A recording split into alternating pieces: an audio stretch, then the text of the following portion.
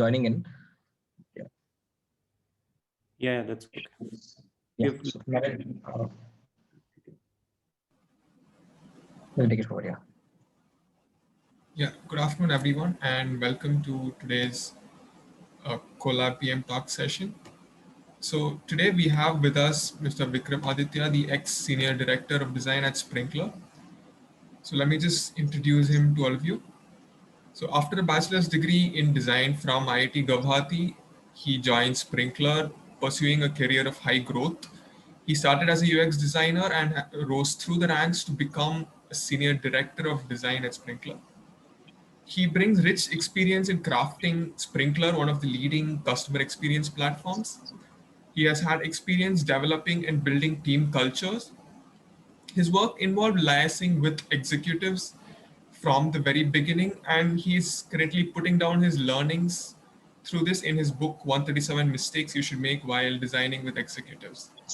So today Vikram will be talking to us about the unsaid rules about building products.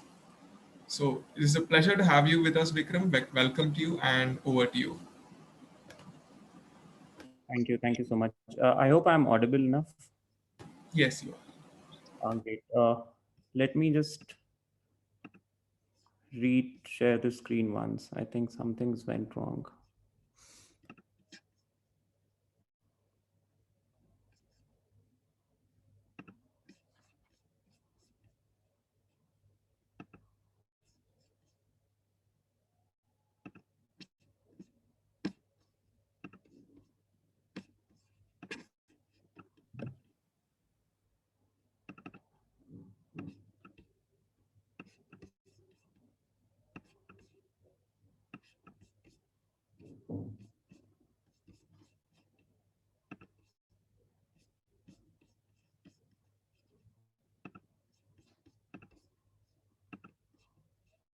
Can somebody confirm if the screen is visible now?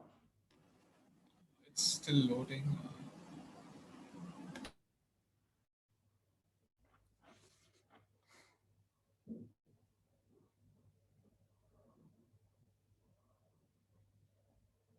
Not yet? Last time also took some time, so I think.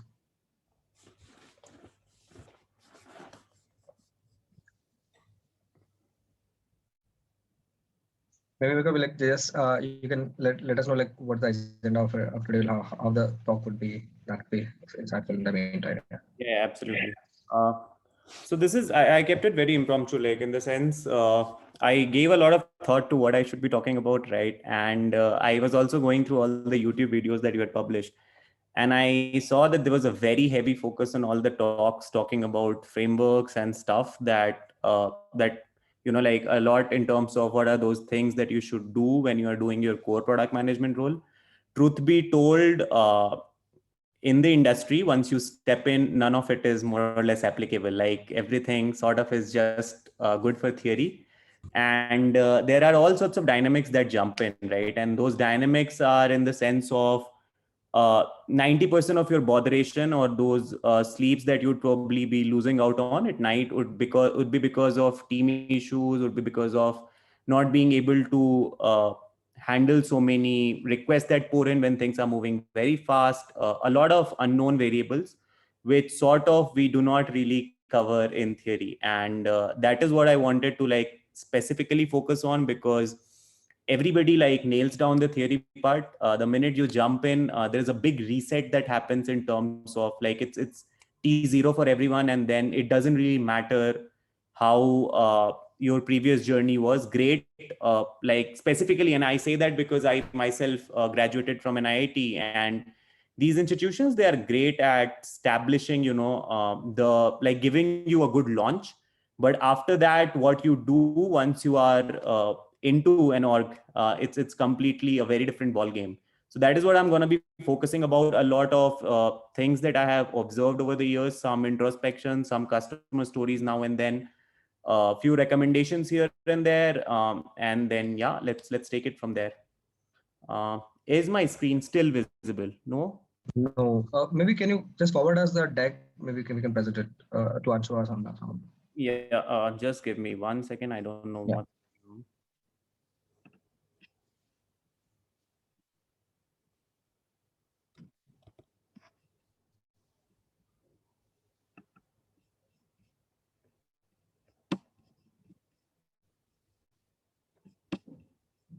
I'll share the deck with somebody from your team.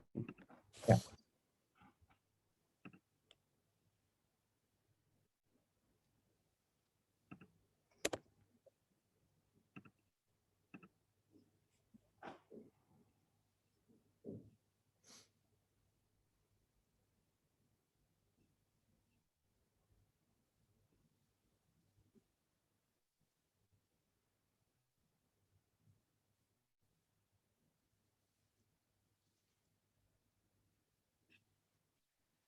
How many people do we have on the call?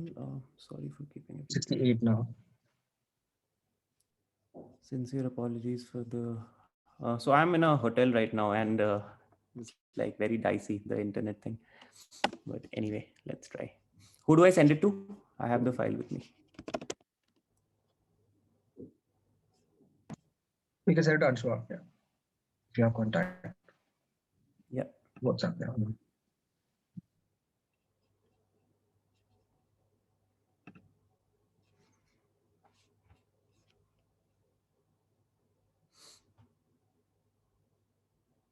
Meanwhile, do we have like some specific questions people would want to like want me to touch upon, because I can like accordingly curate the narrative?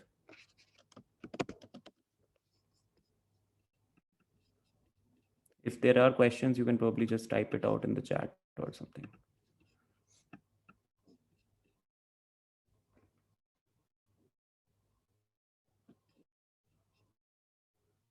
And Anu is you.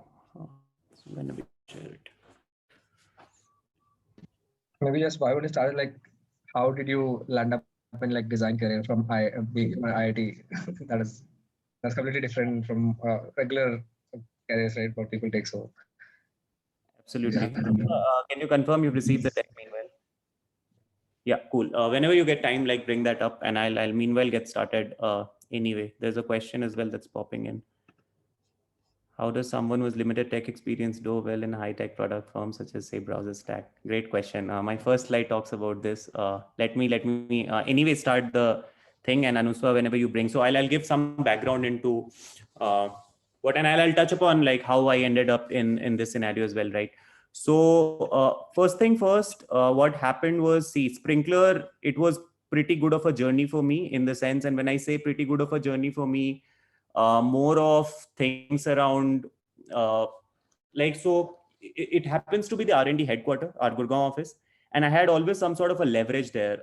My background in design had nothing to do with how my trajectory took over here, because when I joined in, it was a very lean team. There was a lot of hardcore skill-based work. I think some 4 or 5 months down the line, there was a big breakthrough in the form of a good project that did wonders. And from there, I was doing all sorts of things. Our team was growing, but I was rarely, like hardly, hands-on in the process of designing things then and there.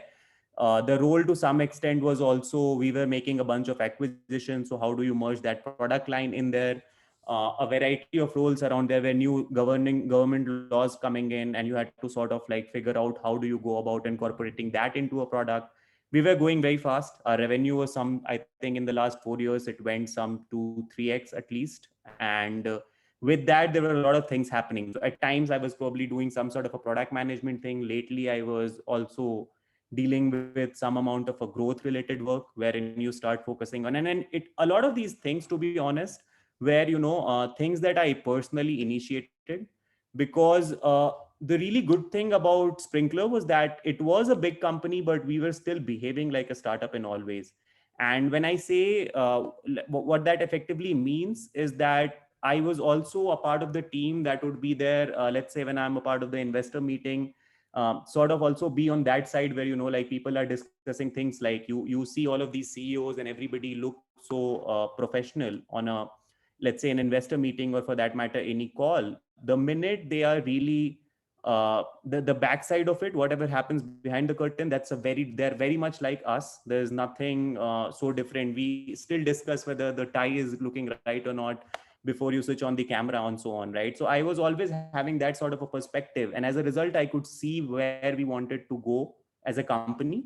And with that, it was more about just launching initiatives. That definitely meant doing things that were not my core like not in any sort of a job description, and nobody really cares about that. At the end of the day, once you have entered, it's all on the same level. And the more you initiate, you focus on a certain things. My mentality shifted from building products to building frameworks so that you could scale things. You start understanding numbers. I was sort of sometime fiddling around pricing. Again, that has nothing to do with design. I fiddled around with growth. Personally took a course, established a few people. I thought like, okay, this is something we should pursue because we were building products. Then what happens post launch, right? That was always a weak link. So you started emphasizing on that and so on. And eventually that builds leverage. The more leverage you have, the more opportunities come your way, and there is no, like going back. And then the interesting part here, the question that was like, in terms of how does somebody who's not having a tech background really grow that fast? uh, like 90% of the problems that you are trying to solve, right? See, tech is very much of an execution thing. 90% of the variables that you have to really crack down upon are what do you want to solve. It's more about what are we building towards. And that necessarily doesn't need, like, at the end of the day, it's common sense. If there is a feature that is something which only a technically capable person is probably going to be used, that's probably going to be able to use, that's going to be only something that 10% of the customer base uses. 90% of the things are very simple things. You keep dumping more and more features, and you will see the adoption like keeps going down and down. So it doesn't really matter, because you will always have brilliant folks, and that is the way it should be. You have engineers in your team who are better like 10x 20x in terms of delivering things, in terms of writing the right code, in terms of the architecture that scales things that are fast, there is no latency and stuff. But and then there are tons of people doing that. It's always about like, if you are that person who has some sort of a long term vision and you are optimizing for the larger time scale, you will probably always be more in demand, right? And I think that is what even happened personally with me. I could see a lot of problems you initiate even though it was not your expertise, and at the end of the day, it's a lot of common sense. And then when you start practicing, be very humble in admitting ki bhai, whatever we are trying, we might not know 10 things in here, and things may go north or south, whatever. But then if you are like repeatedly doing it, you eventually like drive situations to support you, right? A lot of people who probably have also wanted to work in the same domain, they start helping you. There will be more and more people who are experts, who are fresh graduates, who join in, and then they will be solving all of the tough problems. But again, somebody at a bird's eye view who can see why we are doing what we are doing, right? Like, detach yourself from the situation, because when you are all in into the problem, it becomes a lot about execution, and that's sort of like spells blunder in a way. So I can see what Anusha is saying. Anusha, we can move on to the next slide. Yeah, go on. Yeah, perfect. So one of the things that I definitely wanted to touch upon, right, was that again, and I think this is how I started with, the theory and reality don't really catch up, right? The minute, let's say, you have a great whether it is a graduation, whether you did very well in your last company, whether right now you are a gold medalist or whatever. I have worked with people who have done all sorts of wonders and then were terrible at product managers, and people who were fabulous like in execution, but then their academic thing or their CV would not really speak that.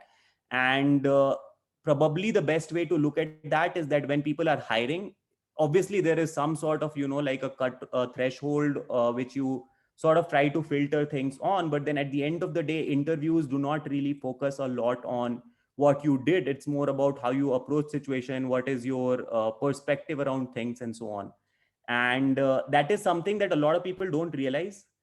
In fact, I would say I'm also guilty of probably like focusing and wasting a lot of time on a lot of things back in college, which I was just doing for the sake of keeping things on the paper. But then when you jump out, you see that, hey, if you probably are building a lot of moats around and shaping your life in the right way, it can do wonders for you. And a few specific things, I think, what we can talk about currently, why this is important for everybody to understand is that money is flowing all around, right? There's a lot of money right now, specifically in 2021, 2020, piछle like 1 or 2 years. There is so much that's happening, like so much disruption in all the fields. Talk about fintech, talk about cloud kitchens, talk about blockchain, talk about wellness tech, so on. like you can probably go start a company, have a pitch. If you understand how thesis and how VC firms approach, you can probably even raise money without a lot of effort at this point in time, because a lot of people are making bets. There is a downside of that as well. The downside is that that means that everybody who's doing or building a company is not necessarily doing it the right way. There are masses of people who are trying to build things, and as a result, it again comes back to what perspective you have developed over the years, so that you can thrive and adopt. Nothing in life goes the way you have planned, right? Like nothing. You can enter thinking that this is what I'll do, this is the product. And I say that because right now I'm also fiddling around with a few ideas. Every meeting the product shapes, right? Every meeting there is a new direction that comes in. At the end of the day, it's all common sense. But I think what most of us, and the reason I'm highlighting this slide so much is because if there is anybody in this meeting right now who thinks that, hey, I probably have not done what I should have done over the past year or 2 years, you should cheer up, because that means you've lost on nothing. It's more about optimizing your life, and the more you are like focused on making yourself into a brand that people want to work for, developing an all-round perspective. Short term, probably you will, let's say somebody who has a higher grade may end up getting a good job for whatever reason. Ideally, good recruiters understand that as well, and they can see through who you are and what you have done. But again, in case, even if your launch is really not that good, there are tons of opportunities available everywhere, right? Everyone can win if you, whether you have done good or bad. It sort of is a label, like a level playing field. Yeah, Anuswa, next. Yeah, so I think first of all, let's tackle some of the myths, right? The biggest thing, and I know this. Just give me a second. Give me a second.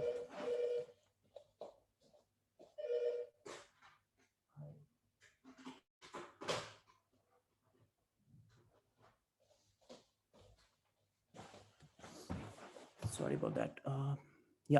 So I've been talking to a lot of people, right? And even the first question that came in into the meeting was like, how does someone who has a limited tech experience really do well?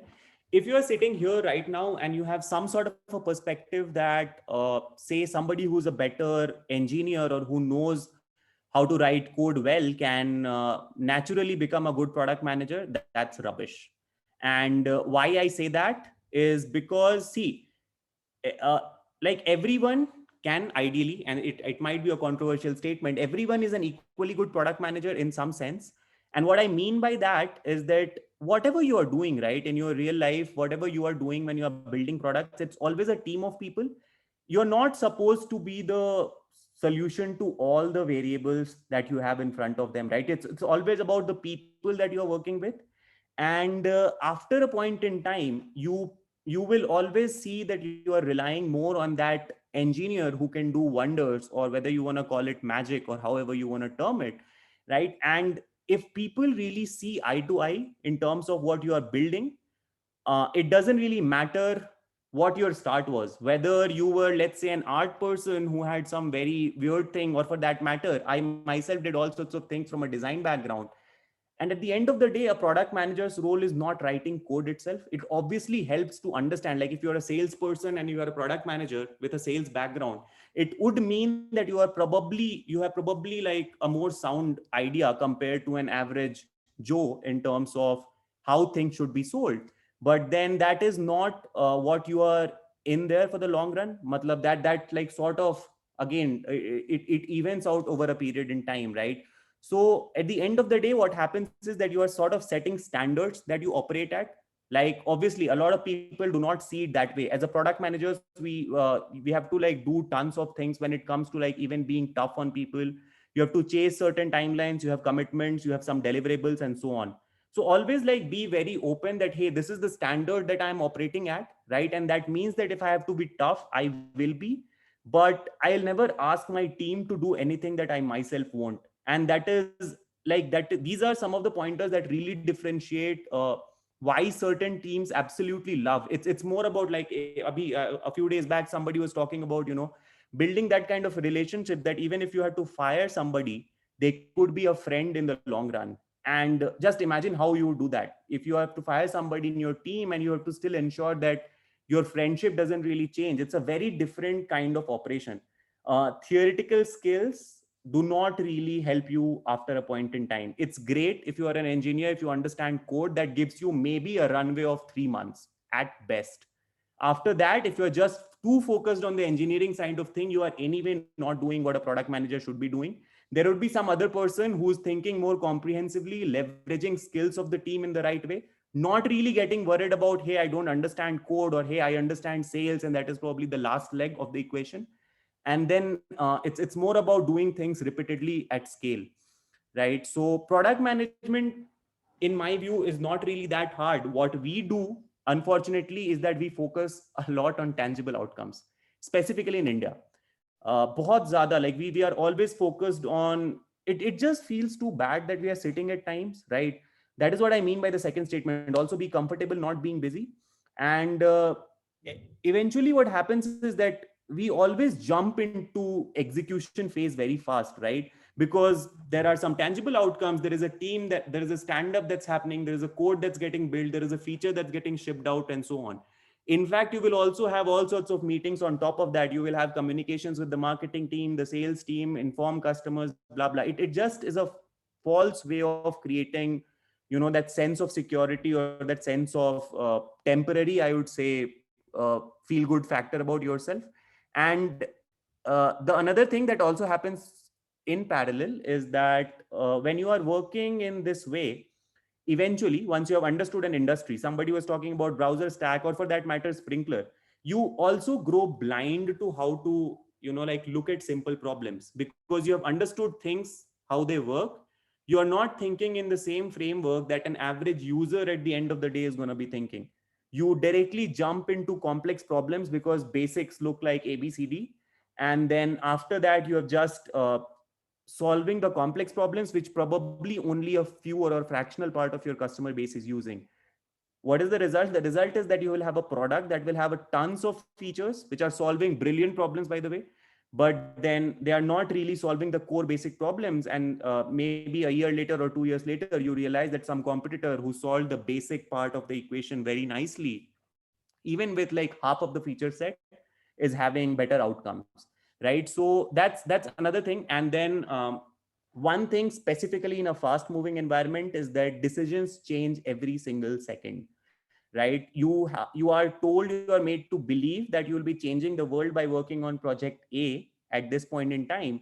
And tomorrow, when you are back in office, you will realize that something happened overnight, and project B is something which the whole company is after.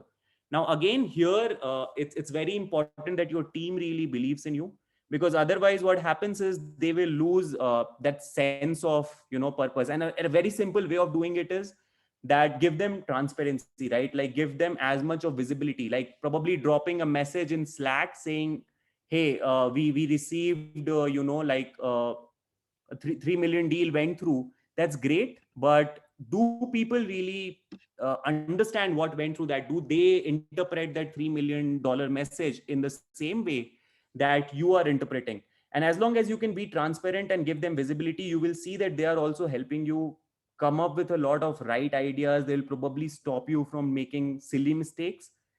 Otherwise, you will just have a team that's executing on whatever you are saying. They will be very frustrated. And at the end of the day, that is not a great way to build products, specifically products with good experiences, right? It does mean that you have to slow down at times. You have to like be very cautious of what you're doing. There will be a lot of dynamics. And this is what I wanted to talk about. 90% of the things that you will see when you jump into a role, a full-fledged role, or for that matter, I'm sure there are people who have done that in, if somebody had a job before they like decided to pursue an MBA, you probably will realize that, yeah, that did happen at some point in time. And then it ends up like changing a lot of things in the wrong way. Yeah, Anuswa, go on. Perfect. A pretty cliche thing I think everybody has been talking about. Still, to like put it in front of everyone, unless you are a CEO, there is no such thing as being CEO of the product. There are tons of things outside of your control. It's just probably a better way of explaining. There are problems that you can, for example, look at what a product manager should do, right? You're obviously building products. It could be a feature related work. It could be a growth related work. It would be a product market fit expansion. You can probably be thinking about scaling things, right? So obviously you are the like keeper of vision and responsible for making a lot of decisions, right? At the end of the day, that is your responsibility. And to some extent, that is the CEO's responsibility as well. But like becoming to that state where you are sort of like behaving as the CEO, that is probably not going to happen for the first 15-20 years of your life. You have to be a master of your craft in all of these cases, unless of course you launch your own company and then you do not have any role. You're like trying tons of things, wearing multiple hats every day. Then of course you are a CEO. But then I think it is just a narrative that a lot of people misuse. It was probably a fancy term that people came up with, and more with the idea of like, you know, like explaining your job to a layman. So I just wanted to anyway touch upon it. Yeah, Nuswa, next. Perfect. Features, experiences, use cases, stacks, roadmaps are important after the basic problems get solved, right? I think I sort of touched to some extent what I meant by that, like optimizing for the 80% scenario is where you will see the most simplest features. Specifically, if I go back to whatever I saw in Sprinkler, we had some 200 plus modules. If I go across all the product, people were hardly using the top 10, 15 of them, right? Majorly. There would be one customer who's using these 3 things, then the other customer who's using these 5 things, and so on. And all of them bring revenue. But the large part of the problems are very simple interfaces, very simple products, which are just doing things which we were doing anyway 5 years back, right? People still want to solve or achieve a correct offering in terms of like handle a correct offering in terms of a product, and then like tackle those basic problems that they have.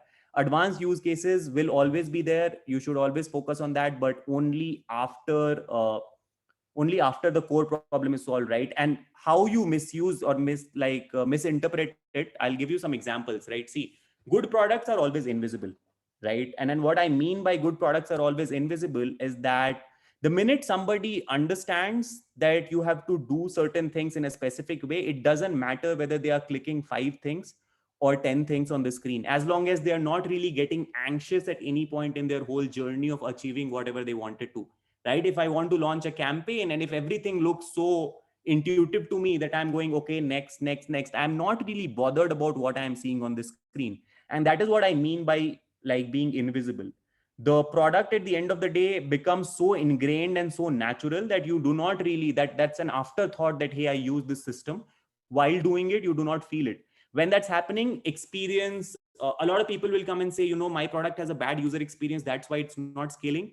I would probably say that's not true in its entirety, because obviously good experiences bring in delight and there are obvious advantages to that. But again, it's like people will have all sorts of narrative. Minimize the number of clicks, right? What does that mean? Minimize the number of clicks is great. That's a good principle to abide by, but not never at the cost of disrupting the natural flow, because at the end of the day, it's about making things invisible, right? It's okay if people have to do 3 extra things while achieving an end goal, as long as they don't feel, as long as they are aware, as long as they can at every instance say where they came from, what they are doing at this current instance of the product that they're interfacing with, and then what is the next thing that they expect would happen once they click on next or whatever that screen does, right? So we, at times, this becomes a big problem because we often obsess about checklists, speeds. We have to meet all sorts of things, and as a result, you will again have tons of features in the roadmap which will bring in money, a very minuscule amount of money, but then never at the never do that at the cost of, you know, compromising on the core offering and simplicity, right? And a good way to look at it is like, can you sell what you are offering? I always do that exercise on a personal level. Whenever I'm building something, it's a very simple thing. I'm not going and talking in terms of, hey, I'll hire 10 agents. Can I sell that product to somebody in 30 seconds? If you can sell that product to somebody in 30 seconds, that's going to be the major part of your incoming revenue, right? Everything else that you have to like spend a minute to explain, that's going to be helpful probably for a company that has established itself as a leader in the industry for 8 years, 10 years. And now the only way they can probably like, you know, expand their customer base is like going into parallel verticals or solving those edge cases. That then it starts making sense. But in an early stage company, or people who are still figuring out, or who are still seeing complaints like the product is broken, it doesn't do what it is supposed to do, and so on, like just take a step back and focus on, are we solving the real core problem in the right way? See, behavior doesn't change, like user behavior doesn't change. Like there are tons of examples for that, but mass level user behavior change is very, very, very tough to achieve. So always ask the tough questions first. Make sure you can sell everything. People use the term elevator pitch. If you can like really do that in an elevator, let's say in 3 floors, 4 floors, you can sell it to somebody who's a stranger to you. I think that's what is going to be like the major. And then I don't think so. I'd say I've seen that happen. We have done a lot of things the wrong way, and then we realize that, hey, probably it doesn't really add value. So you again come back to the same problem, start looking at people who are solving the same thing in a simpler way, and so on. Yeah, Anuswa, next. Right. Thank you. Yeah, this is Vikram. Are there any resources you would recommend for understanding, learning how to design better? I'll touch on that question, Sandeep. So confirm to your organization, absolutely not. Reflect back on why, but raise hands when needed, or else it spells mediocrity. Now, this is a very strong opinion that I have on a personal level, and I'll tell you what I mean by that. See, when you say, and I have used that in a later slide as well, when you say yes, sir, or yes, ma'am, to a lot of things, when you're working in an organization, that will give you 2-3 things. You will probably have a quick promotion. You will confirm to a set of thoughts that people already have, right? And you will end up doing the same thing that the company would anyway have done with somebody else as well in your role, because you just sort of said yes to things that you probably even didn't agree to at times. That doesn't mean that you always have to like go, or go with a gun or fight with somebody for that matter. But what I'm talking about is like, it most of the times, like on a personal level, what happened was, like, I would always wonder, hey, why was this project rejected? For example, when CEOs and CTOs look at things, right? You're going and making some big pitch, you have worked on it like for 15 days, all nighters and so on, and then when you go in and make a pitch, they would come with some very random tangential comment, and you'd be like, what happened? I was not expecting this to go like that. And the reason, whenever that happens, probably take a step back. It's always wise to like sleep on that feedback for a night or two, because you will realize whatever they say, even if it doesn't resonate with us, there's a long like a big backdrop or a big story in the background that has happened, why they are saying that. They see things which we are probably not mature enough to see. So a lot of times when there is somebody who's coming up with very strong opinions around things being done in a certain way, just sleep back on that idea for a couple of extra days. But if still you are not internally convinced, see, a large part of CEOs, CTOs, C-suites, VPs, or whoever you are dealing with in your company, and in my case, that was the C-suite, a large part of doing like their role is also, like to establish the vision and to like direct people in a certain direction. That means they need to have strong opinions about a lot of things. The thing that is not mentioned here in the subtext would be that they as much look to you as well to help them make the right decisions, right? And then a large part of people, like a large number of folks, absolutely miss out on this, because there is an immediate reward. And what happens is, if you keep saying yes to a lot of products and just confirm like just go with the conformity in an organization, in probably 5 years or 6 years, you would see yourself always having that internal thought, which you would probably not share with anyone, because by that point in time, you will be at a very good place, right? You will have led so many things, you will have a good team, because even if you're confirming to an organization, things do not absolutely go south. You will still be doing work that is bringing in result. It's not bringing the result in the way it could have. You're not probably optimizing the outputs there. But what happens is, like, when you do this, it will be a very mediocre outcome. The saddest part here, and trust me, 90% of the people attending this call will at some point of time in the future use that, hey, I don't think I'm doing product management, it's probably a project management role that I am in, right? Because you will be doing tons of things that you don't think is the role of a product manager.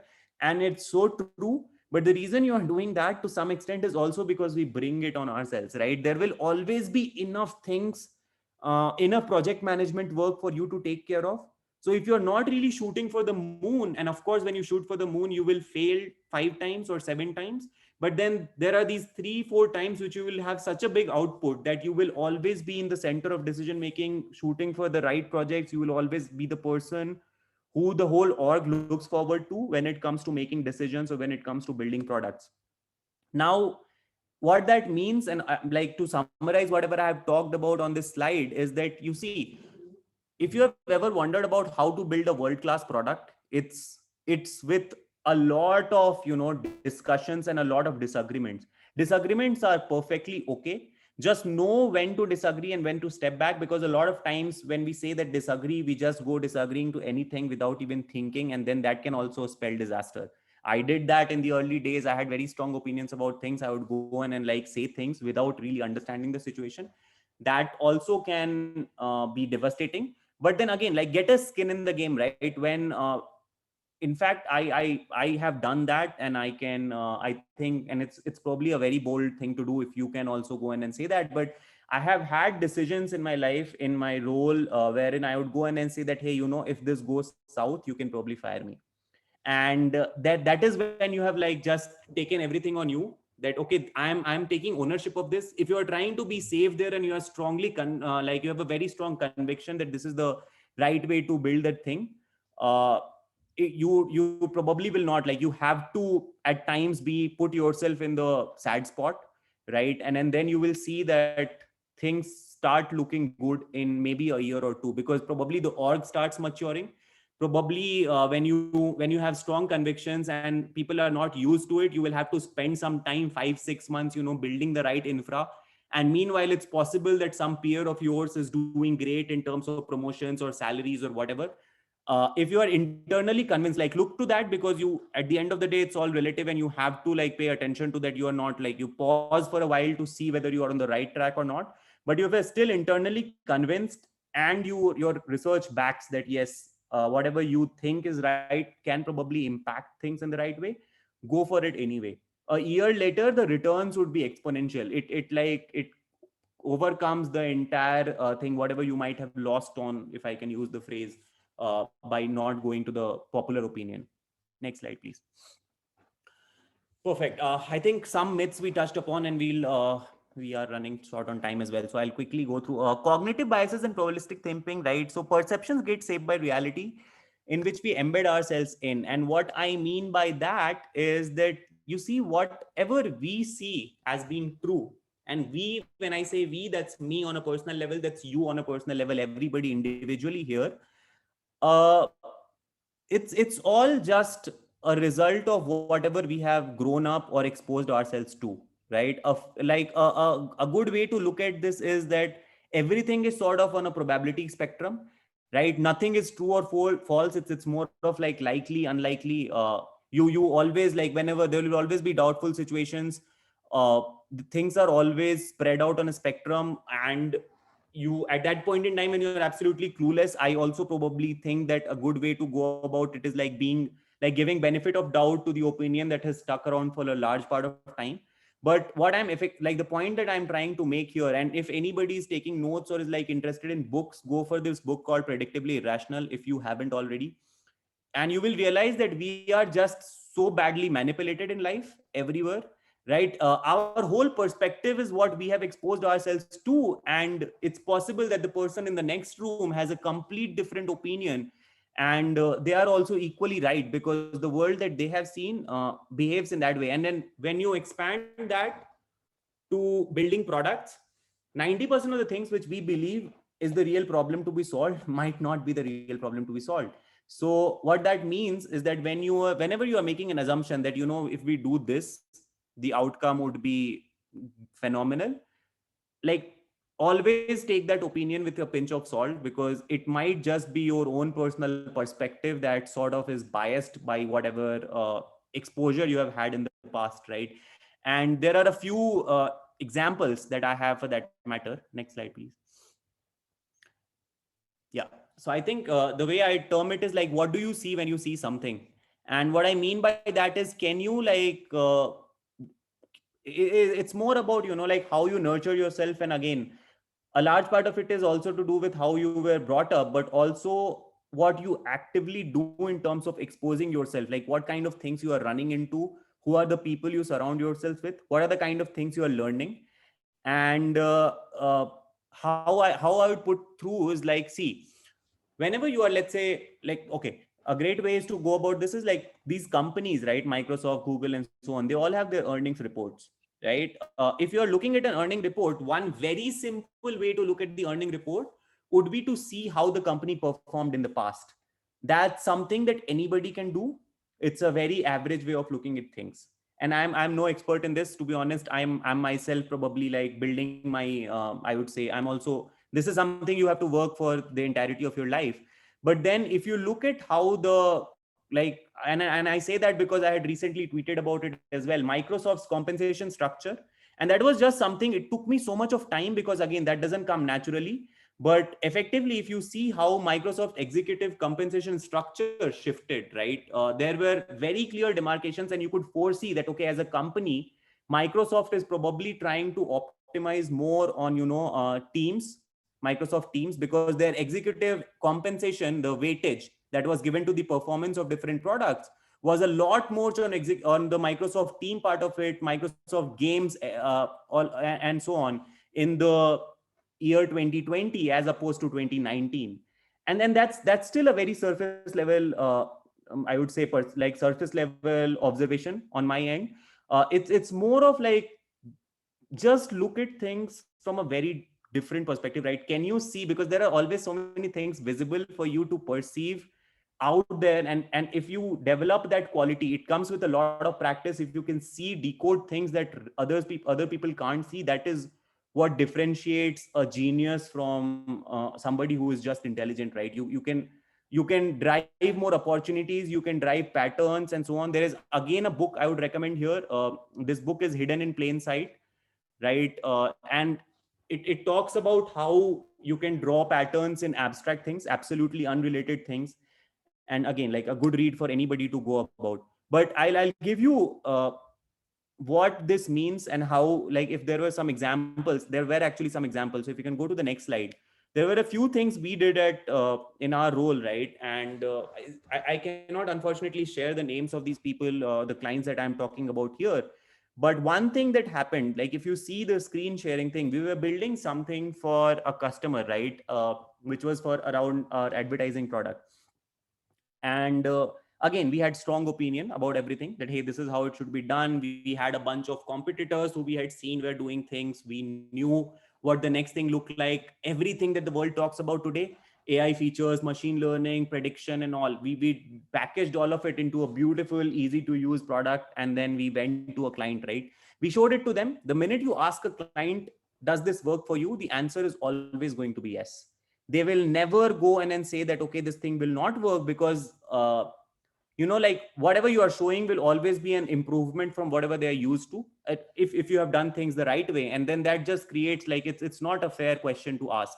So in this particular question, this image that you see, imagine what happened was, like, when we were meeting this client, I was going around, and this location was abroad, right? So I was going around in the client's office because the meeting was like, there were some, like, we had some free time every day. So I made friends with a bunch of people. And in one of the, like, this person who I was not even speaking to, we saw that they were using a system like this, right? Where there are two screens side by side. Actually, these were three screens. I could just find an image for two. But point being, what we saw was that they would obviously use the central screen that they were using, had everything that we had built, right? And they were all into that. They were using everything, every functionality. I was very happy to see that, yes. But then what we also observed was there was this another screen in parallel, and they were dragging and dropping a lot of things from there into this.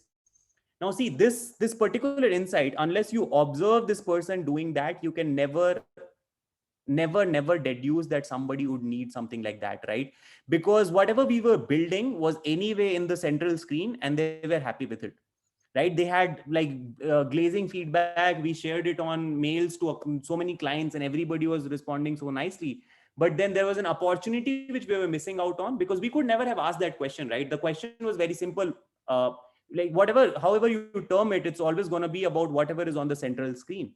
And that is where I, like, on a first-hand experience, this goes back 3 years, that was like my first-hand experience to that, okay, this is something we would have completely missed on. And then we integrated that thing, that whole copy paste thing. Why can't you do that in platform as well, right? And then it became a full-fledged product with a lot of revenue. Again, I can't divulge that number. But another example here is that we built some sort of, let's say, intelligence platform, wherein you could like go all sorts of enterprise UI, if you can imagine a very complex product, it could do all sorts of magic, all sorts of filtering. You could narrow down, drill down on any insight that you wanted to. And this was again for a big brand. Almost everybody here would have used that brand. It's a food company. But then we went with that product to the team, right? And we asked them that, hey, do you think this works for you? And they lost it. Like, that was one of the toughest meetings that I have been to. They were like, no, this doesn't work for us. I'm like, why would you say that? They were like, no, it just doesn't work for us, and so on, right? We thought that probably this deal is gonna go south. Everybody, like, that meeting went nowhere. We came back. Now a month later, this was again out of India, and a month later there was this another team. So we established this user research team, and that user research team, what they would do is basically we would just tell them that, hey, this is what we want to build. Can you get us some insights in terms of how people perceive the current solutions at, what are those problems, some leading questions. These people, they went, right? They talked, and I was reading the transcript later, and the question line started with, hey, let's say I'm talking to Alex. Hey, Alex, what does your day look like? That was the first question they asked. See, this person had I would have never asked that question in person. The question was like, what does your day look like? Now that person starts, oh, I come to the office. They're like, no, step back, right from the minute you wake up. Now you would wonder, why would you ask that question? And then this person goes, oh, it's very simple. I wake up, I check my phone, I go brush my teeth, I come back, I go freshen up, I have breakfast, I drop my kids to school. And they're like, okay, step back. You said that you wake up, you check your phone, and then you go in and brush your teeth. Why do you check your phone? Right? And you see, if you are a comprehensive product thinker, there would be tons of sparks flying in your head in terms of why did that person say that thing. We realized that that person who we were talking to, and the person I had also met in when they said that the product doesn't work for them, was a very high level executive, right? And they said that, oh, whenever we wake up, the response to why do you check your phone before you brush was like, because that is a very common thing. I probably do that half the time, right? But their response was that, when I wake up, there is always something or the other that has gone wrong. So at times I have to just jump in on a few calls, because when I wake up and I'm an executive, so I have to make a lot of decisions and so on. And then this team recommended that whatever insights you have, it's anyway segregated in terms of priority. Why can't you just make a news bulletin out of it and send the top 7 or 8 things to that person in an email? That's it. Like, don't change anything in the product, because that whole thing that we had built, that made tons of that had a lot of value when that person would go in and sit in front of the computer, which would be at 10 a.m., 11 a.m., 9 a.m., whatever time they start their day at. But then that's not really a breakthrough product, because they need that insight when they wake up, and in the morning they cannot really log into the system. So they needed something on their phone. Now these are the kind of things which really have a lot of value, because this bulletin thing that we talked about, it became one of the hottest things that we sold thereafter, right? And to some extent, again, if we were not asking the right set of questions or building things just based on our perspective, we would probably have never arrived at this outcome. Go on next, Anusha. Okay, so I'll go through this fast now. Few things. How do you go about building these things? These are all my personal opinion. I think we have also talked about some of them. But again, one of the things is, you need to position yourselves. If it should be clear by now that you need to position yourselves to have unfair advantages, and how you have that unfair advantage, or how do you build that leverage or get yourself in that position where you drive more opportunities your way. There are many ways to do that. A few things would be you always optimize your career over your job, right? It's okay to let go of a few things, or probably not get that hike if you think you are doing the right thing. A lot of people mistake on that, specifically fresh out of college. Money becomes a big thing. You always try to optimize in the short run, and then it's okay even if you have to do that. But the minute you realize that, okay, that's not something, or that's going against you, that's just probably agreeing to the popular opinion, please take a step back, because in 10 years, these particular compromises that you are making, they will have devastating impacts. But if you're always thinking of who you are as a person in the larger span of time, you would be that you would have naturally built a profile that the people would want to work with, right? These are the kind of people who and I say that because I have always seen I'm a big fan of Rahul Vora, who is the founder of Superhuman, and he goes and talks about his like what he believes in, that they would never compromise on the values just because somebody else is paying them $1 million more, or for that matter, how he approaches this whole concept of game design and how games and gamifications are different and so on. A brilliant talk, by the way, for anybody who's interested on YouTube. Rahul Vora on Superhuman. So yeah, but then again, point being that you'll see that these people, they have very strong, like they wouldn't compromise on short-term gains, and in the long run, the outcome is phenomenal, right? So that's what I meant by like yes sir mentality. Focus on learning. So whoever had asked that question, would you recommend understanding, learning how to design better? It's been a mix of sources for me. I have a link on my website. I'll share the link to somebody who's interested. Like I keep compiling all of these things that I refer to now and then in terms of what one should learn, what I at least learn from a lot of paid sources as well. I invest big time into even subscriptions. Like I completely agree that there is a lot of information available for free, but then there are some phenomenal things people write, which is probably behind a paywall of $30 or so on, which has changed a lot of perspective for me. So if you already have access to my website, just go there. There is a how I learn section. But again, like feel free to drop in a note, or I'll probably just drop in the chat towards the end of the call that how I learn bit. There's a lot of sources. Please filter things properly, because there are tons of them which I probably refer to at some point in time. It's not necessarily that you go through everything. It's a very personal list. But again, like you feel free to like check them out. Experiment tangentially. One of the things you can always do is like go and hit on whatever you feel, and these are like great opportunities. For example, if you're working on product X and you see 10 things that are out of your product scope, but something that's been bothering you, just go in and fix that problem, right? You will need to have a lot of bold opinions. You will be also the unpopular person in the room, because nobody's trying to solve that problem, or somebody will have a narrative that, hey, this already works the way it does. But if you still go in and hypothesize and have bold opinions, you will see that with time, first, your opinion quality starts improving. And then the second bit of it is that you will start getting more and more opportunities, right? People will see that, okay, you are driving more and more outcomes to things that you are not really responsible for on paper. And then to that extent, you will start getting ownership of things, which like at the end of the day, that will mean a big jump for you on a career level as well. Build your own brand, a very big thing, which almost most of us like miss out on. It's great to see so many people now like posting stuff on LinkedIn, Twitter. I myself have not done that, but at the end of the day, point being that it's an age of internet rewards creativity. So go and then share that. Like it has led to some phenomenal experiences in the form of like interactions with people I would have never hoped to interact with otherwise, just because I like dropped that comment, or like I dropped that message to them. In fact, I ended up talking to this person who's been trending now. If anybody is in following, the mayor of Miami, right? And he's been trending for all the good reasons, in terms of like he's a very progressive thinker in that way, and then tons of ideas around why people should move from SF to so on. And then I had some opinions. He's always like, people would share all of these big celebrities, and I had some questions. I just shot a message to him. I was not expecting him to reply, and he did reply.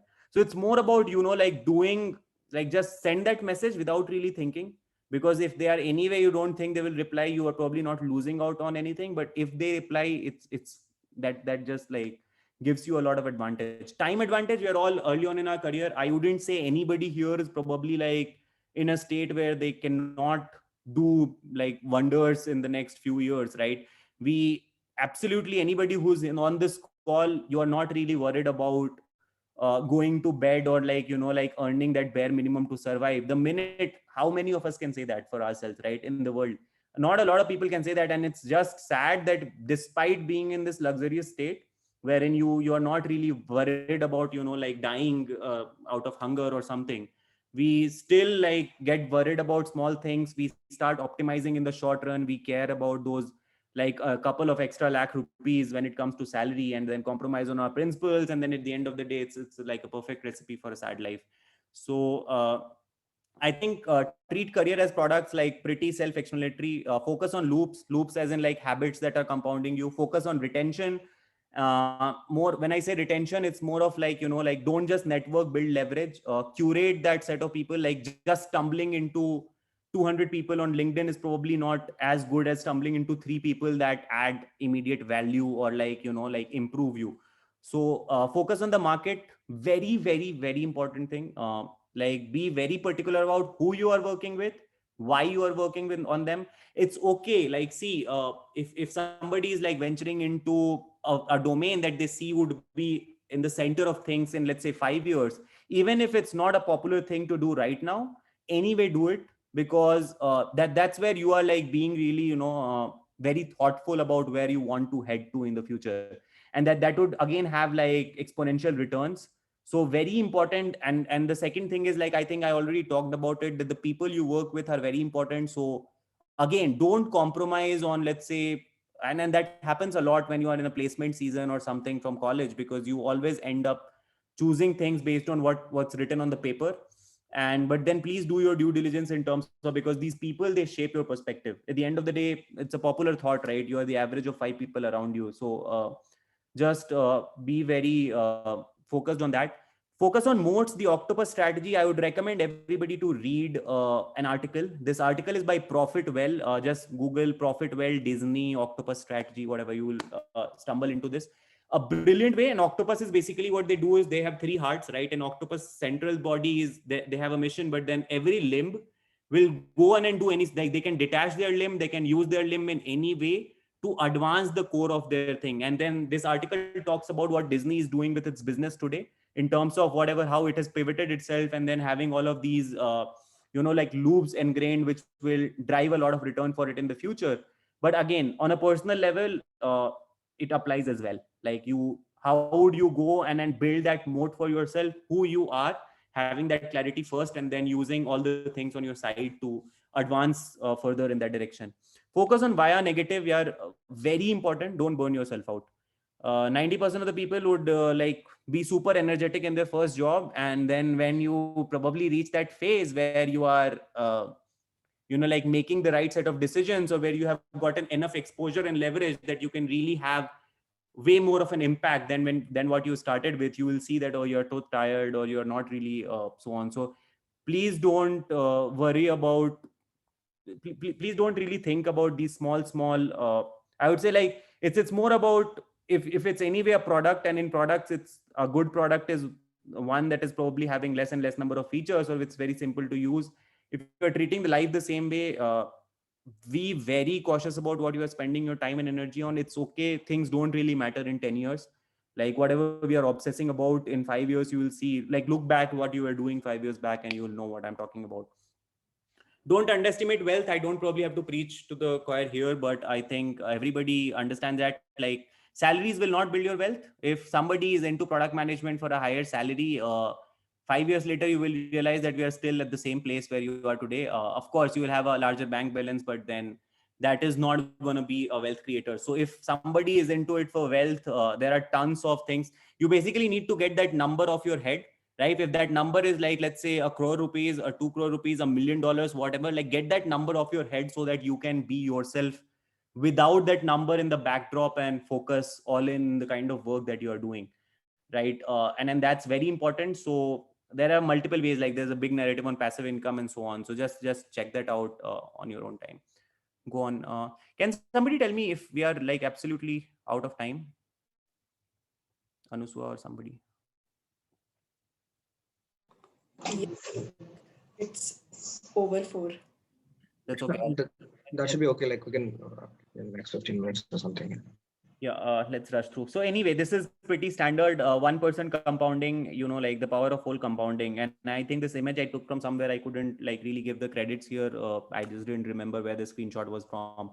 But at the end of the day, like, if you are growing 1% every day, that's 37 times better. So be very obsessed about growing on a personal level. Next.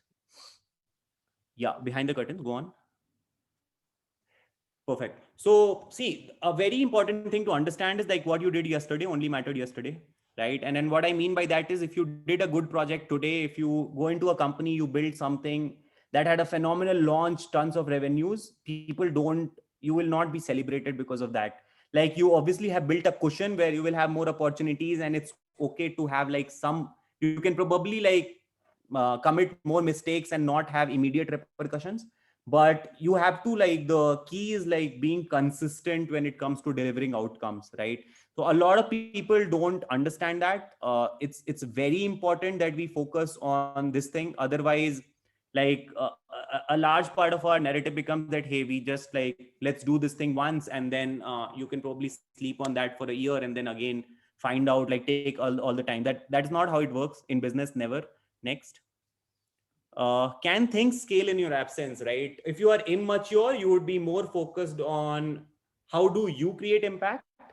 With maturity, you will, and then that I also did, right? On a personal level, I was like, how many projects can I build? Later on, you start thinking in terms of, can I scale that when I'm absent, right? Can you build that framework that somebody can use, somebody who's not probably as good as you, and then achieve the same outcome? Can you have templates? In fact, templates, that is why you will see all of these companies today introducing templates even for customers. It's more about blueprint, blue book, and so on, wherein you try to you have achieved success in a particular way, you want to make that available for others as well to build on top. And then infrastructure, like, again, infrastructure sort of talks about that use case. For example, see what Twilio as a company, they did not really focus on a lot of use cases, right? Because if they would have solved for use cases, they would have come with a product that would have been very like specifically good and doing just one thing. Twilio built a big infrastructure. Today people are using it in all sorts of ways, right? People are using it in all sorts of ways to achieve different use cases. So again, it becomes like, always have scale in mind. Go on, next. Perfect. Things nobody talks about, pretty standard. Specifically, if you're working with execs, they're going to be one-liner brief over a Zoom call. You have to make the interpretations. That interpretation is directly related to how strongly you understand what's your perspective been. Product market fit, it's more about storytelling. It's a very popular concept, right? People don't wear Nike shoes because they're Nike shoes. People wear Nike shoes because they like the idea of them in Nike shoes, or when the world looks at them, they see who Vikram is when Vikram is wearing a Nike shoe, right? Product market fit is also a lot about storytelling. Like, just take a moment to reflect back on, can you create a story out of it? And then that's what, and then focus on building. Like, if you jump directly into building, most of the times you will end up with a lot of experiments, like you will elongate the time span. Leverage user research. I think I talked about it. Don't jump to execution. A very big, whether you are collaborating with designers, developers, whoever, unless you have a user research team, or if you do not really advocate for that, you will not have phenomenal products. Like, nobody's going to talk about something that you built just out of pure luck, right? It can probably be the talk of the town for a year, but then somebody will come up with something that will totally replace you. Copy, and you will always be number two. A big part in corporates is like going after competitors. It's great to go after competitors. Like, it's at times very important. But then you see, when you are going after competitors, you are by default following them. So you are becoming number two. And the second thing is, even if you go after competitors and then add on top of that, those changes are very incremental, right? We are not talking in terms of landscape shifts or building the next cool thing. It's really, it's just like building what the world is already seeing and then adding some sort of an innovation and packaging it with AI or the fastest experience or whatever the people want to term it as, right? Who you have to deal with, tangential streams. If you ever think that you are going to, unless you are obviously working in a place like Google or Facebook where there are dedicated specific teams, and I would advise always be ready in a small company that it will be like, there will be tons of tangential streams, right? You have 5 people probably in your team, and then you will see that 3 of them are already engaged on some other project, and then you have been asked to deliver this thing in an unrealistic timeline. So, like, that's going to be their aggressive timelines. It's again a blessing. You have to run fast. You have shorter loops. You realize you get faster feedback. A lot of the times when we say that we need more time, that's just a way of like, there's just a very comfortable excuse. So that's one thing which I personally realized happens a lot. But then again, like, make sure that you are buying that enough of a timeline. Like, raise your voice if you feel that you would be compromising on the right set of research for that matter, or whatever. Uncharted territories. I, on a personal level, like 2018, there was a GDPR law, and we literally went through a legal document that were 80 laws, 88 laws legal, right? And we had to productize each of them. Nobody knew how to do that. We were saying that we would be the first company to like have a comprehensive privacy solution and so on. But then again, you will always see yourselves doing things, and see yahan par, like, when you are tackling these problems, theories wouldn't really help you, right? It's more about the perspective and the maturity or the experience that you have built. So like that is what I exactly, and 90% of the problems that you will stumble into are like that. Okay, we want to do that, right? Some competitor builds something and all of a sudden that's getting a lot of traction. How do you counter that? No theory book, no model. There are tons of things I personally have followed: rise score, this score, that score, great, but like perceptions are very very very helpful. Immaturity, every place, wherever you go, whichever organization you go to, it will always have a lot of problems. Like, do something about it. If you feel that you probably don't need to work at that place, just move out. If you feel you can solve that problem, solve it. The worst part is like people who will keep complaining for 3 years and then still be working with the same org because they are comfortable with some sort of whatever, right? So like immaturity, and you will always have that. Wherever you go, you will have some sort of a problem. Over promise, under deliver, you will always have to deal with it. Somebody else will go on and promise on your behalf, oh, we'll build it in 2 days, right? Because it's a sales team that knows that the team can always go on and so on. So you should be able to prioritize, foresee, and then reverse this, wherein you are under promising and over delivering. मतलब बहुत ज़्यादा, like a large part of your focus is also going to be in that, wherein you can create the right set of, so that you don't end up in situations like this. Unlocking exponential growth, if you can achieve whatever has been talked upon on the top, if you can further go into, like, if you want to further like grow exponentially, very good way to go about it is like burn the ship. If you are absolutely confident that okay, I'll be able to survive in the long run, just go and then say that okay, I'll take full ownership if it goes south, right? Own PNL, own. A lot of people get cautious. Own PL, and like if we are building products and we are not confident that they will result into profit, are we really building products the right way? Right? And then the good part is that even if you go in and say that I'll own the PNL, that is seen in the very good claim, right? A lot of people will see that it took you a lot of guts to do that. So it's not like I go in and say I will own PNL and then the company goes through 10 millions of loss, then you are like the one who's paying that 10. It doesn't go like that. People admire that thing, but you still need a lot of confidence to be able to do that, right? Look under the hood, know how things work, whether it's product, whether it's the company, whether it's the people you're working with. It's very important to get a pulse on everything.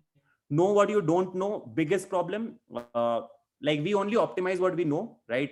And if you don't know tons of things, you wouldn't know what to measure. And then if you're not measuring the right things, you'll probably just be shipping products that are not improving in the longer run, right? Initiate, I think we already talked about it. See a problem that bothers you, fix it, and learn to lead.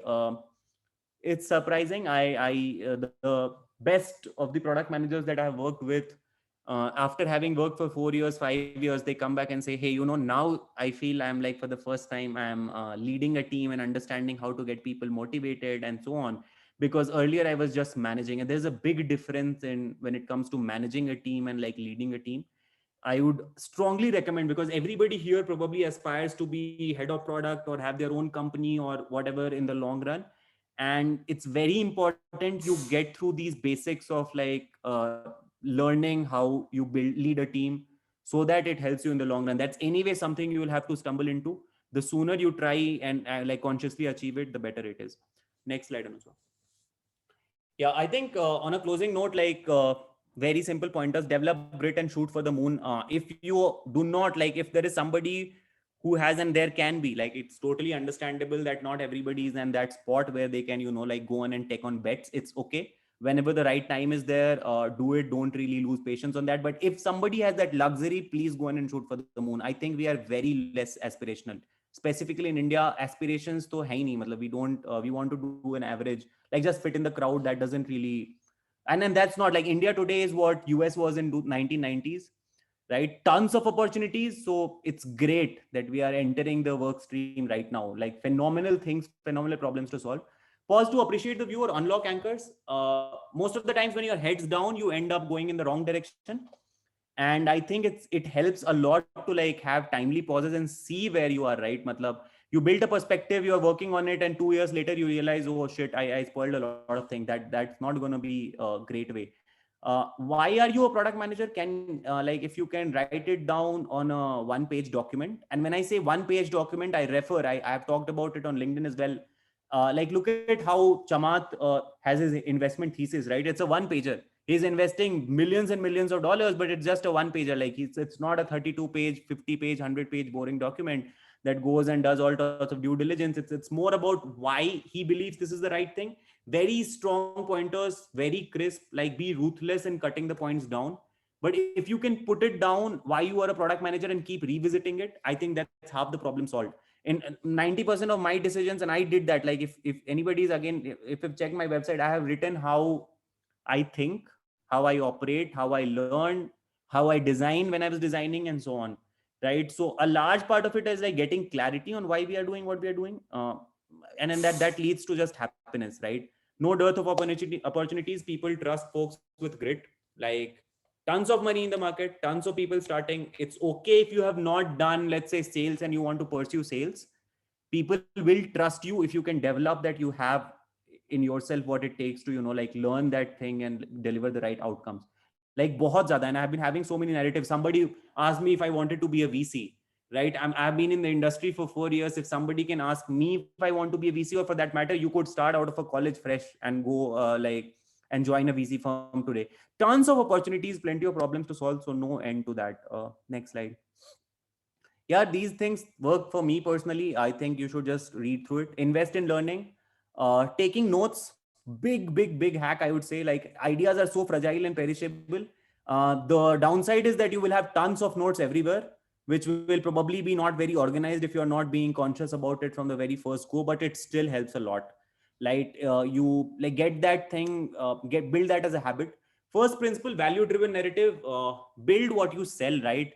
This, like tons of stakeholders, the minute you start focusing on, oh, how am I going to manage the marketing team, how am I going to manage the product team, how am I going to manage the backend team, you are done. Like it's going to be a wreck, like a very bad product for that matter. But the minute everybody is looking at the same value driven narrative, that this is what we want to achieve to it, people are already aligned, right? You are selling in the same way. If I say my product will make you feel like healthier, it should make you feel healthier. It shouldn't just be a marketing message and then at the end of the day I'm doing the same old shit in the product that I'm doing in some other product, right? So like that's very important. So value driven narrative, always like have a first principle value driven narrative, be transparent.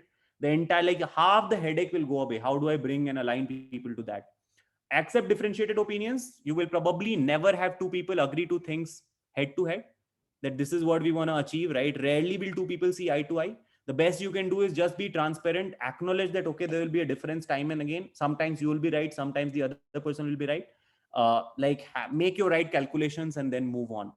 That's and then you keep doing it, probably with hoping that things would improve in the future. Sleep on one pager product brief, right? So this is what I also do. Like if somebody comes and says, hey, this is what we want to build, can we meet tomorrow morning? I would always go in and say, no, give me an extra day. Even though I will probably like write that one pager document, what I just asked you to write, why you are building, like why you are a product manager, do the same thing for your own product. It has done wonders for me. Why I am building this product, what is the outcome? Like, so product is, you define it as a function of outcomes, and then later on think about the specific features that you want to achieve. Otherwise, if you start thinking, I will add a button here that does this, the end of the product, right? So always like, and then sleep on it.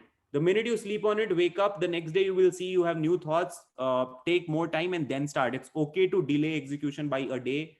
Nothing like, nothing would go down. Improve people, teams, create impact and leave a legacy. A large part of it is also like, I always go in and say that I want to like work in a way wherein if I'm walking out of an org, I can like look at people in the eye, right? I don't want to be in that situation where I made some decisions and when things go south, I cannot look you in the eye. I want to own and that's a personal hypothesis of mine. Like that's what we are anyway talking about, things that have helped me drastically, but always be cautious of the legacy that you are leaving. A large part of it is like, getting the team to learn things, inspiring people to do stuff, so on. And next slide, Anusha. Yeah, and lastly, I don't think anybody is an end-to-end product owner, right? Like it's just a myth, whether in 0 to 1 phase or a mature organization. And like as we grow into senior roles specifically, right, and product management to Khaskar, like it's built on the like the base of a developer doing their thing, a QA person doing their thing, a designer doing their thing, a CEO doing their thing, a CTO doing their things, and so on. Like there are so many things people are handling for you in the backdrop. And then it's just a blessing that we are in the limelight, right? We get to be the face of the, like when a project goes north, you will be giving tons of meetings and stuff and so on. But then at the end of the day, there are so many people in the backdrop who are handling things. So all I can say is like always have a lot of gratitude for them. There are so many things. You are probably the captain of the ship, but there are tons of people handling tons of machine that is keeping the ship afloat. So and then we don't appreciate that. Aisa lagta hai that hey, I'm doing everything, but we can never do that, right? So always have that, like let's be very grounded. Product management, at the end of the day, it's a lot about like solving the problem, and you can never solve the you can only solve the problem to some extent on your own. So always like be grounded on that aspect. Next, I think that's it. This is my website, meetvikram.com. And then I have the same username, Vikram Aditya94 on LinkedIn and Twitter. If anybody wants to reach out anywhere, I keep sharing these things. Lately, मैंने भी start किया. I realized that personal brand thing I also didn't focus a lot upon. So that is one thing I would say for this person who had said that can I drop something around resources that are good for learning. I'll just drop the same thing. मेरी website का जो मैंने लिखा हुआ है, how I learned, right? And go to that thing. Usme there is a section in the bottom. I call it hot sources. So I'm dropping it in the chat. Yeah, go to this thing and you will see that there are some sources here which talk about specifically around design and product pay, the sources that I at least follow. And it's a lot personal of an exploration. But I think if you anyway visit all of these sources, you will find something or the other that resonates for you. So that's a great way to start. I think that's pretty much it from my end. I'm happy to take any questions if there are. We shot by 20 minutes. So.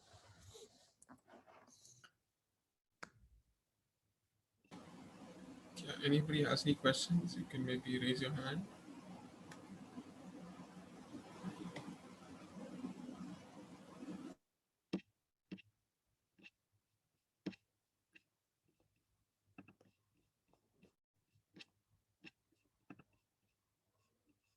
You can at any point in time anyway reach out to me on any of these platforms as well. So that's completely fine. And I intentionally wanted to keep it very, like very different from, I had a hypothesis around those Venn diagrams and stuff where you talk about this is what a PM should do. But फिर मुझे लगा कि I went through your YouTube videos and I was like, okay, everybody has been talking about that. Let's see if I can do something else. So that was the main intent. But again, yeah, tons of experiences. I don't think anybody can summarize all of it in a 1 hour call. And then when you're working with execs, every day is a new battle. You don't know what you are going after. Things are changing every minute. Sales meeting, investor pitches, pricing, kuch lena dena tha nahi, but you still keep fiddling around with that because that at the end of the day, again, like people look forward to people who lead, right? If you're in the leading position, a lot of people will migrate towards following what you take. Like confidence goes a long way. And that has helped me as well, personally. I think somebody... We have a question from Sajwan. Yeah, go on. Yeah. Hi, Vikram. My question is around, like you mentioned, the don't jump into the execution part. So, but many times when we join an organization, it would be at a stage where they are currently in the execution phase. So how does the role of a product manager differ there? No, obviously. Sajmal, that's a good question, to be honest, because 90% of you would be joining into an org unless you're joining a 0 to 1 company jahan par sab kuch hi figure out karna hota hai. There will always be some set parameters. To be honest, what really helps is keeping your heads down and, like just getting a pulse on what's happening in the company for the first 4 months, 5 months anyway. Like my career trajectory on the first 3-4 months was a lot about perceiving how things work. Because the minute you understand how these pieces are moving together, a lot of things after that become easier. And then the second bit of it is also like 3 months or 4 months, that project is going to get over, right? Even if wherever you are working, that project is going to get over. But like try understanding the hypothesis, because it's a great way if you join in the middle of a project, there are already so many people who have done their own bit of research in the backdrop, right? To whatever extent, even if let's say it's a place there where there is no process that's being followed, there are still some, like there are some documents floating around in terms of what we are building, why we are building.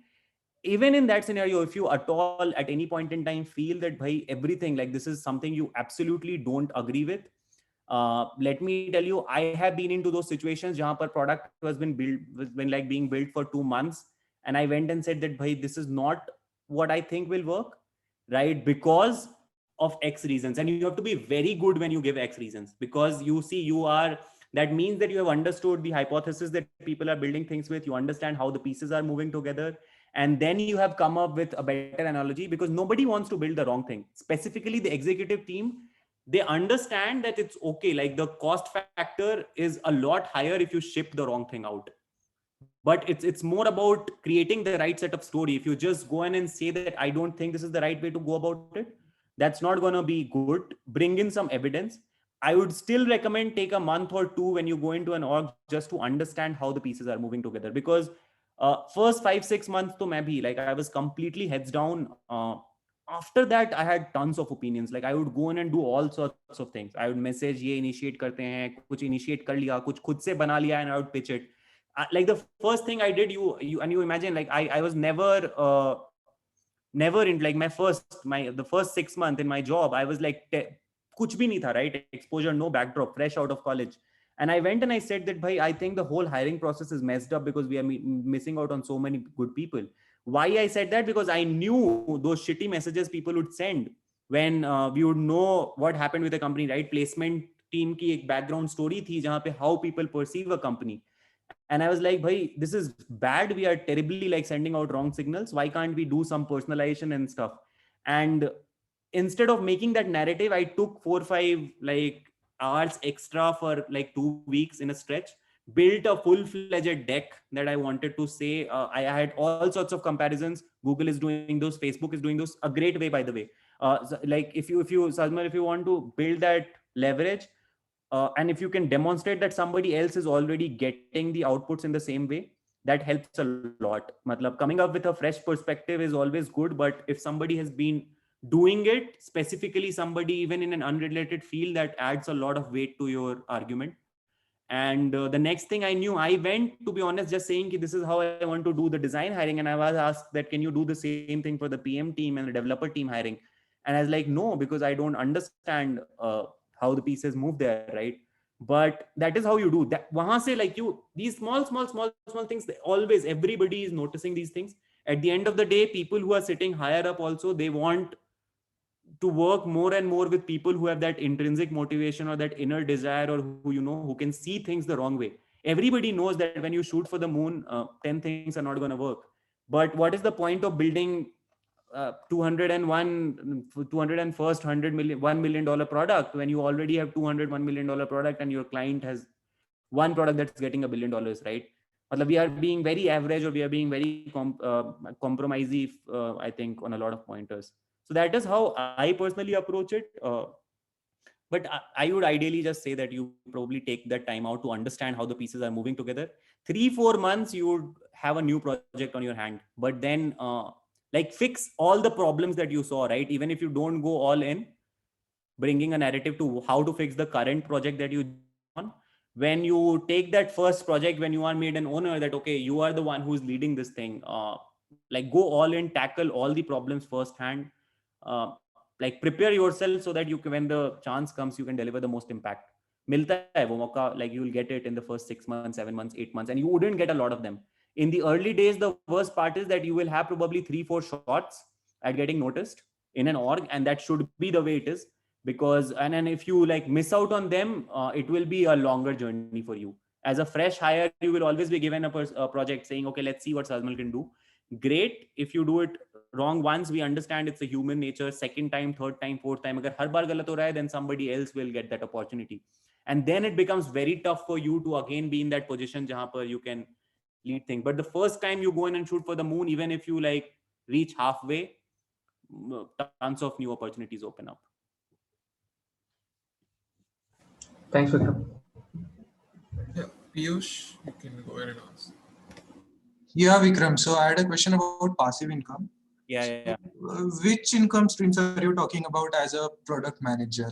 I mean, that is nothing to do with product manager, to be honest. That is more of, by the way, product managers have tons of passive income sources if you want to like go about that. But see, on a personal level, the reason I mentioned passive income is because I have seen so many people who are financially in a situation where they don't understand. Like, see, if you're again relying on a large part of your decision is based for whatever reason, right? Because you are in that circumstance, if a large part of your decision is based on how much you are earning, and it's completely acceptable. Like, a lot of people can be in situations where financially they have to take care of a few things before you can go on and take more risks, right? At that point in time, if you are just dependent on one source, it's just like slowing down your career in a lot more ways. And the reason I say that is because on a personal level as well, for the first year or two, I was also being very okay, average, like not really doing a lot of things about it. But then I tried experimenting a lot of things. Like, I've done tons of stuff around a course. Like, I took some course on Gumroad. I removed it, by the way, because it didn't go well. I launched a store on Shopify just because, and it was also a way of like exploring Gumroad. Matlab, to be honest, I wouldn't say financially, I was always like, thankfully, I was never really worried about, like getting that number or like getting that money in my bank balance. But it was more of like, okay, I want to understand what that buzz about Shopify is. And I launched a few things, ran a few ads, learned so many more things running an ad myself. I had been building ad products in Sprinkler for a year, right? I could never understand. Like, I always go in and say, oh, you do it like that. But when I was running an ad on my own thing with my own credit card, and I would see that the money is getting deducted, it's a very different set of an exposure. And then that exposed me to all the new things, like ye pura creator economy ka jo abhi construct aa raha hai, wherein eventually you will see more and more small clusters of people, like building product services rather than big orgs driving things forward. Effectively, like, let's say if I have some thought, I could have my own virtual school, my own virtual and you focus on partnership. What Shopify did was like, ek chote se store ko, they not only bring it online, but they also help you write the right set of terms and conditions, give a proper professional look. So it becomes a partnership. They're not just like letting you, they have tons of integrations which help you drive sales. So on a personal level, it was more of always, a journey where I was very curious about a few things. And at the same time, it was like, bhai, dekhte hain, what is the return at the end of the day? Having done 5-6 of them, I ultimately ended up on 2-3 of them that I still keep doing because they just bring in a good amount of money on the side. A reason I decided to step out of Sprinkler also was that I was like, okay, it's not really like, again, like coming back to the same thing. It was never really about too bothered about what I'm doing financially. But then again, there is a lot of advantage. It could be as small a thing as taking a course. It could be as small a thing as like launching a website. It could be just sharing notes. You could probably try having your Instagram pages where you are running random experiments. If you have this idea, let's say, and I say that because abhi mental health pe main kaam kar raha hu, right? I have some thoughts going on around solving for mental health tech, and I've been running experiments. I cannot unfortunately reveal names, but Instagram pages that are like where I'm just trying to observe whether people click on this kind of post, what kind of person is coming here, right? So it's again becomes a lot more, and this has nothing to do with passive income, but I could very well monetize it as well if I want to. If I start targeting the same set of people, let's say with a wellness product or a tea that boosts your immunity, somebody who's already driven by the wellness narrative, I could make it into a source of revenue. So I think financially help ho jati hai to great. It will eventually work out in a couple of years. It takes time. But then it's more also about, like getting that exposure. Bahut sare ideas build hote rehte hain. Like it's a lot of perspective. In terms of product management, I think I've seen people doing phenomenal stuff. There's this King Siddharth who's been having now courses on Kali. He was having a live course on pricing. How do you go about pricing? There are people who have a lot of leverage and they could do wonders. Shreyash Doshi, who's pretty vocal on Twitter, he has so much of leverage today. Lenny Rachitsky, who's been Airbnb product manager, he left his Airbnb job to, like launch a newsletter that I pay for today. I paid $100 for it. It was an annual thing, and I think the rates are going further up. So there are tons of ways in which you can do it here. People are very like the internet is rewarding creativity like anything, like never before. So I don't know if I answered your question, Piyush. Yes, you did, Vikram. Thank you. Yeah, thank you. Yeah, Yash. Hey Vikram, excellent talk here. So yeah, my question is that what are the 1 or 2 key things that I can do in the next couple of months before heading out as a product management intern to best utilize those 2 months out there? Yeah, I think the best way, like there is no easy answer for that. See, we could do two things, right? You could always build on theory and stuff, which helps to some extent. Like and theory, I would say, like if you in whatever I just talked about, or for that matter, whatever you know when it comes to building products, you have to, let's say, talk to people, deriving insights out of those conversations. ये जो पूरा example में दे रहा था कि सुबह उठकर newsletter thing, right? I did not derive that insight myself in the first go. Right, so that's also a skill set. You could always focus on those things, but I think what also helps to a large extent is just having a side project. It helps you like anything, like build a and see it. The first thing is it's not really 2 months that you have. Even if you like, let's say, join a company in the month of April or May, you are not going to be doing some serious shit for the next 5-6 months as well. Even when you are going, there will be slow moving pieces, right? And then, so first of all, the perspective is that it's a 7-8 month window that we are talking about. And once we are talking about that 7-8 month window, if you have any thought, right, you just want to share things, if you just want to write a blog, if you just want to like launch a website of your own, there are people, I don't know if any of you know here, but a very good friend of mine, right, Dhwanil Patel, he's been building tons of things. And I say that because I see a lot of people like him. I just know him very closely. He built an expense management thing earlier, established it into a full-fledged pura. मतलब he was a designer, went into coding, खुद से code सीखा, job छोड़ दी, side projects करता रहा, built a expense management thing, shut it down.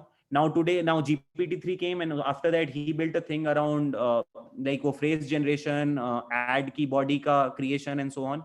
That was probably a large part of it was also because he was curious about tech in general and all of these new things that were happening.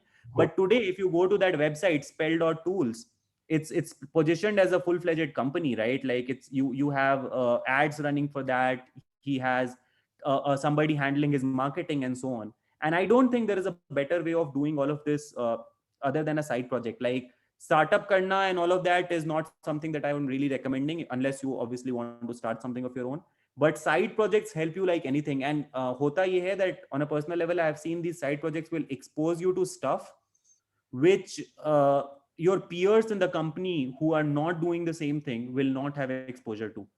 And wahan par, it's an immediate leverage for you because you have seen that this marketing channel wouldn't work, right? I would also recommend the same link that I shared. There are so many things. There is this guy called Drew Riley, who's this trends.vc, वो है मेरी वो source वाली list में, but I think he's been talking a lot about these experiments and all of these tools. He's just analyzing tons of tools and sharing it with people. So I would ask you to like just double down, recommend you like to double down on theoretical part, things which you probably don't think you have covered that well in the past. Theory, like core product management theory wouldn't really work, right? It would work, but it's gonna be very tough. You imagine 2 साल में जो पढ़ा सब कुछ एक project में शायद ही apply होता है. Like you can probably use one of them or two of them. वो भी 90% of the people will not understand. You will just use it for your own understanding and then keep it to yourself. At the end of the day, the single question people would ask is, can you tell me what is the ROI? Can you give me how the North Star metric performed? It doesn't matter which framework we applied for that, right, at the background. So that's there, but I would always recommend go for side projects. They go a long way.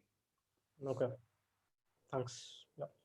And good people to follow. Tons of people sharing side projects now. So बहुत ज़्यादा कुछ हो रहा है मतलब.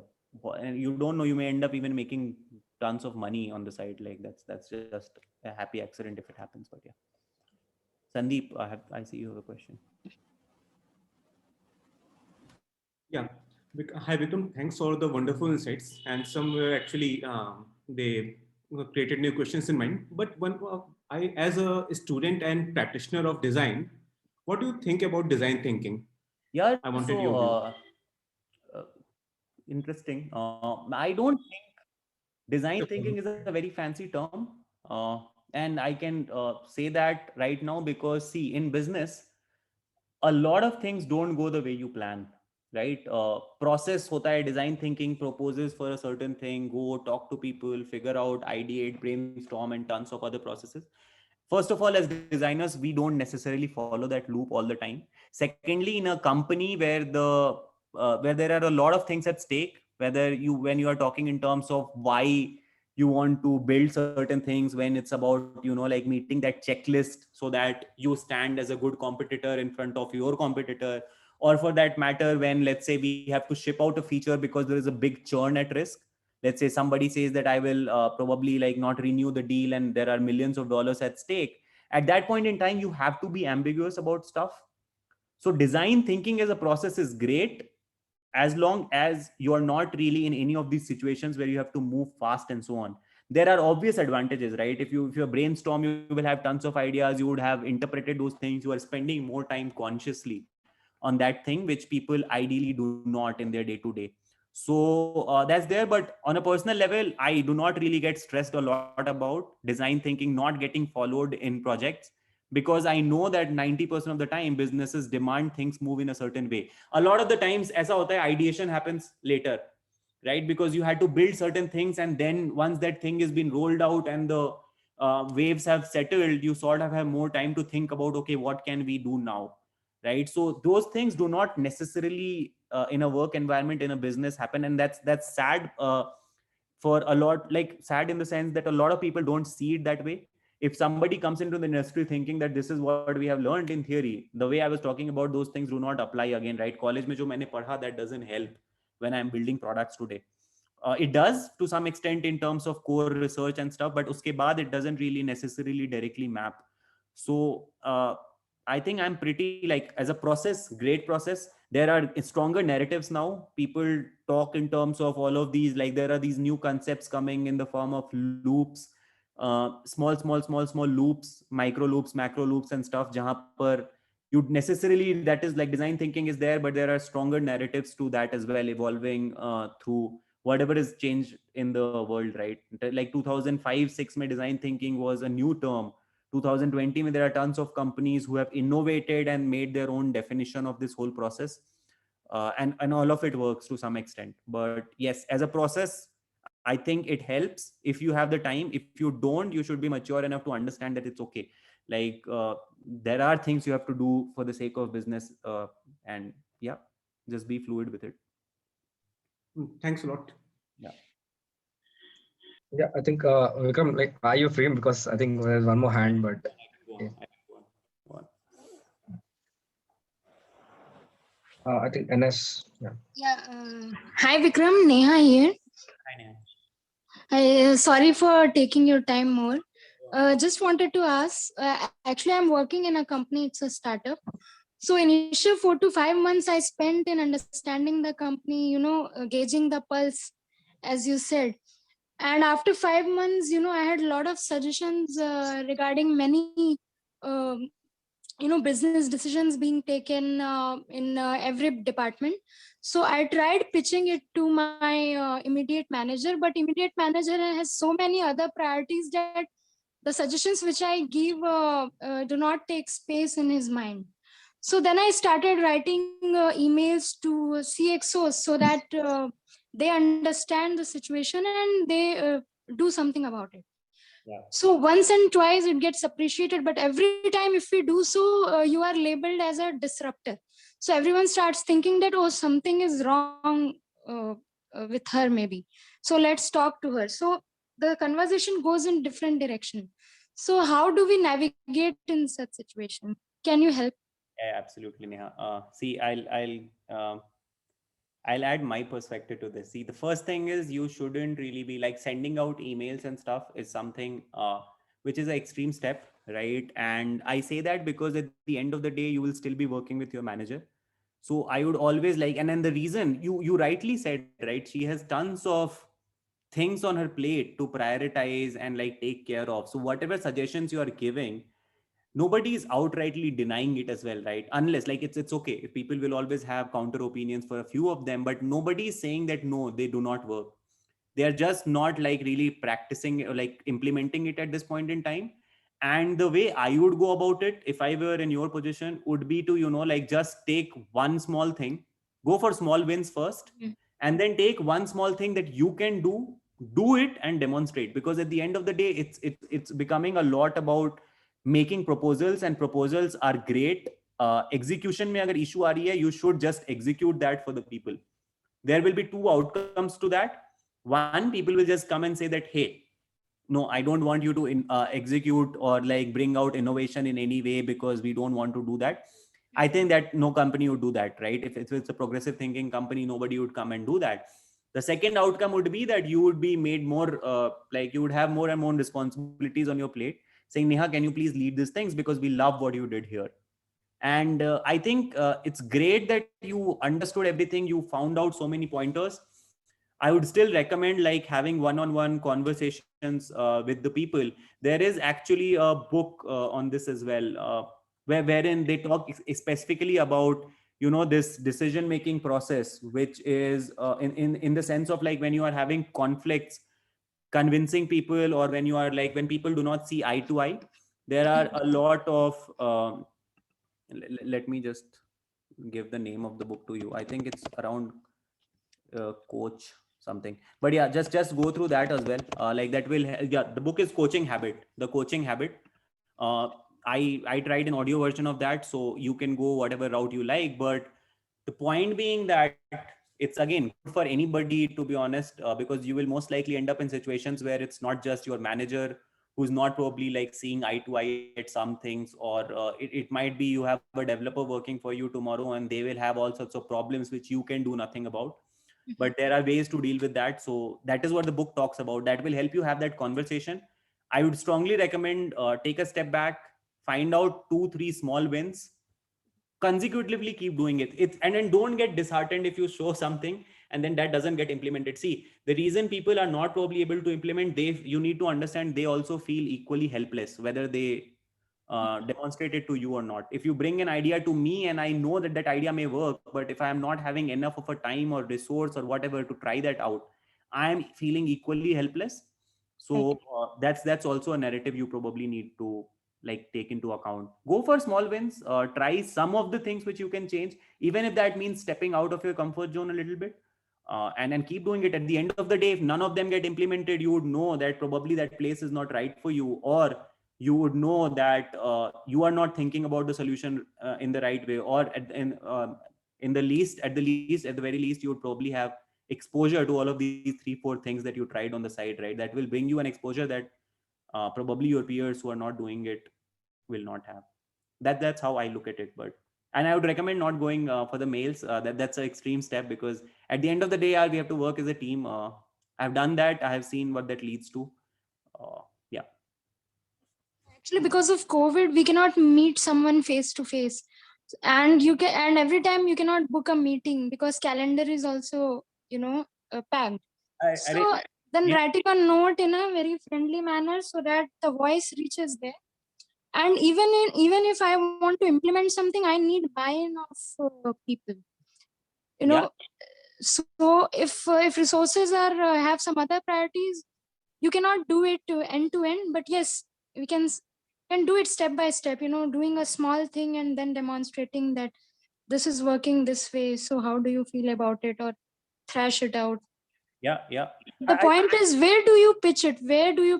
If you pitch it to immediate manager, there are so many priorities, and if you skip that level, you will have more other repercussions. So where see, it's to be honest, for everybody on this call, it will always be a very personal narrative in terms of who you are working with and what are the constraints you are dealing with. There are a lot of variables into picture. From what it sounds like, it looks like that place wherever you're talking about is more of has some other priorities at this point in time, and there must be a reason as to why they want to pursue that, or why we cannot expand the team further, right? So I would probably try to look into that first thing. The second thing, it is always has to be a team effort. Again, like think in terms of scale, right? If you can do 2-3 things, you cannot fix all the 500 problems that you have identified, right? And then the third thing, the best thing is like do whatever is completely in your control, even if that's probably not the top thing on your priority list, and demonstrate it. Unless we can like get people to see eye to eye, that's the best foot we can put forward. Thanks a lot, Vikram. Yeah. Helps.